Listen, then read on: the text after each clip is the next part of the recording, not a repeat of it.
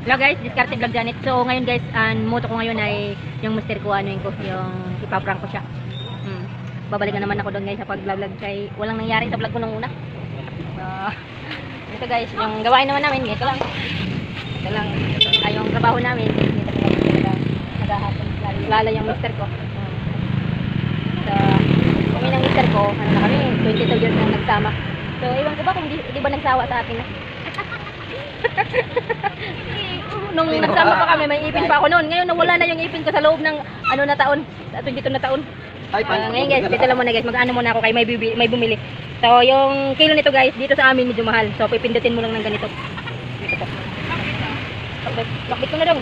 Oh, okay, kaya po rin 100. Sandali ha, ipapasok ko muna sa plastic kay may nabili po sila. Okay po, sandali ha.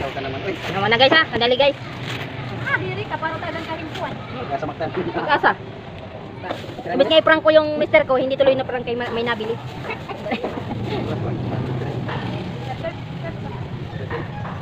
Ano pong So, salita po dito guys, hindi po Tagalog, waray po ang salita dito sa amin. Kaya, minsan, tawag nito, okra sa amin, pero, pag nabili, tagpira ini. So, ini, kung ano, magkano to. So, itong kadami, 10 pesos lang po to sa amin. Ubusin mo lang siksik. Sak, makahawak lang na. Makahawak lang noong ko. Walang barya dong. Ha? Walang barya. Nay, lagi na lang dito. Why barya day? Padala Sige, lang ganun lang na be. Oh, ay yung mga customer kasi namin alam na dito. Kaya pag wala akong barya, pinapadala ko muna sa kanila. Ganun po kami kabait. Oh, ganun guys. Walang magawa. Yung bata.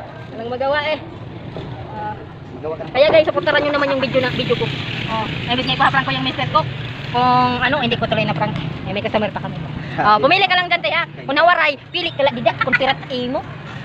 Pamili ko din mahusay. Itong makabilihin tabigi. Tawag sa amin. Ganyan. Ganyan talaga. Pili ng pili hanggat makapili ng tabigi. Oo, ito.